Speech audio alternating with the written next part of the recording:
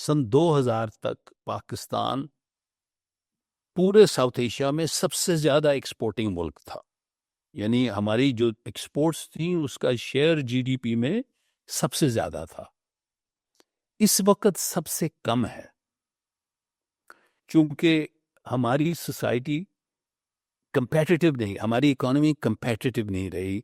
हमारे लोगों में तालीम की कमी की वजह से कंपेटिटिव नहीं रही, और कुछ हमारी कंजम्पशन ओरिएंटेशन इस हद तक बढ़ गई कि हम कंपेटिटिव नहीं रहे।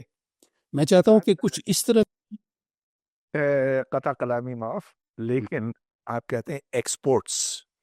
जरा थोड़ा सा इसको डिसएग्रीगेट करें कि इंडिया क्या एक्सपोर्ट करता रहा है और पाकिस्तान क्या एक्सपोर्ट करता रहा है। सिर्फ एग्रीगेट फिगर से पता नहीं चलता। So you tell me, you are the economist. जी। अ, अ, मैं बड़े आम फहम जुबान में बता दूं, दो किस्म की एक्सपोर्ट्स होती हैं। परवेज सही इशारा कर रहे हैं, दो किस्म की एक्सपोर्ट्स होती है। एक तो है जो चीज़ें आप मैन्युफैक्चर करके बाहर भेजते हैं, यानी इंडस्ट्रियल एक्सपोर्ट्स, उसको मैन्युफैक्चर्ड एक्सपोर्ट्स भी कहा जाता है।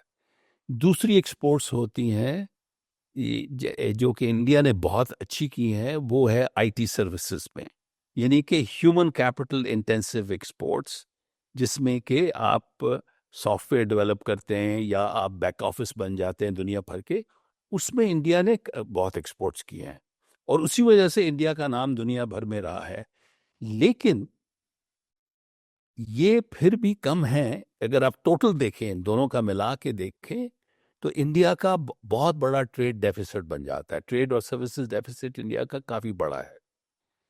चाइना दोनों चीजों में कंपेटिटिव है, और वो आहिस्ता आहिस्ता तो बिल्कुल ही छा रहा है, चाहे वो टेक्नोलॉजी इंटेंसिव एक्सपोर्ट्स हो, आईटी एक्सपोर्ट्स हो, सर्विसेज एक्सपोर्ट्स हो, या वो मैन्युफैक्चर्ड गुड्स की एक्सपोर्ट्स हो। और उसकी बड़ी वजह यही बताई जाती है कि तालीम में इन्वेस्टमेंट इंडिया ने उस किस्म की नहीं की जिस किस्म की चाइना ने की है।